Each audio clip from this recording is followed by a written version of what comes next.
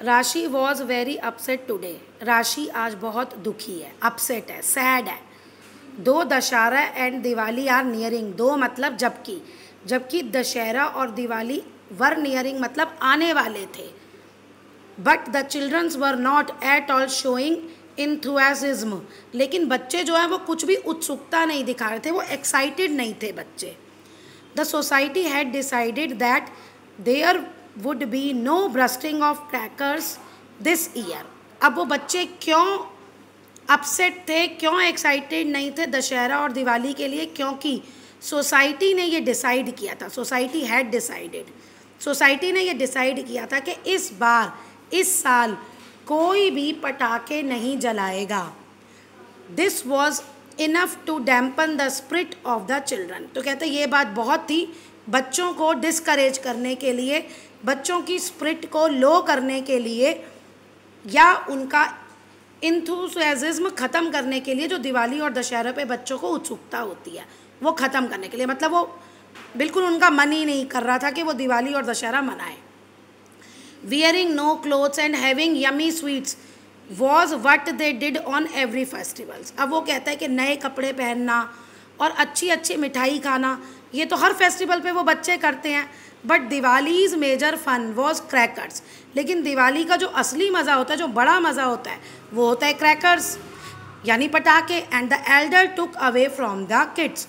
और बड़ों ने बच्चों से ये पटाखे ले लिए थे। इन द मीन टाइम, उसी टाइम में aunt Polly arrived carrying a bag over her shoulder. Aunt Polly जो है वो आई और उनके कंधे पर एक बैग था। आंट पॉली अपने कंधे पर एक बैग कैरी करके आई। Aunt Polly took out a beautiful packet from her bag. Aunt Polly ने बहुत सुंदर सा पैकेट अपने बैग में से निकाला। टू द चिल्ड्रंस एक्साइटमेंट, अब बच्चों को एक्साइटमेंट होने लगी कि क्या है इस बैग में। इट कंटेन्ड सम क्रैकर्स, उसमें क्या थे?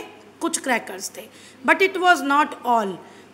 Aunt had brought one more packet. कहते यही बहुत नहीं था, इट वॉज नॉट ऑल, अभी ये सब नहीं था। आंट एक और पैकेट लाई थी, वन मोर मतलब एक और।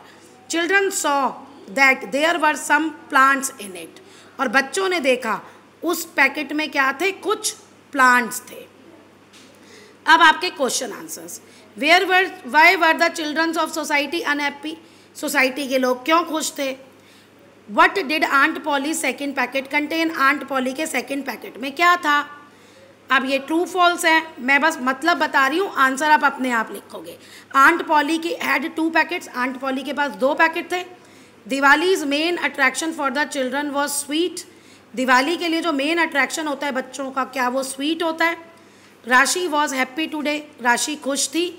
Aunt Polly's first packet contain cracker. Aunt Polly के फर्स्ट पैकेट में कंटेनर था, क्रैकर्स थे। देखो अब ये ट्रू फॉल्स करना है आपको।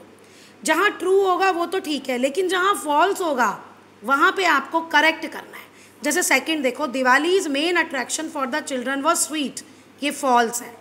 क्यों फॉल्स है? क्योंकि मेन अट्रैक्शन जो था स्वीट नहीं है, क्रैकर्स है। तो आप स्वीट को अंडरलाइन सर्कल मार के स्वीट के ऊपर क्रैकर्स लिखोगे।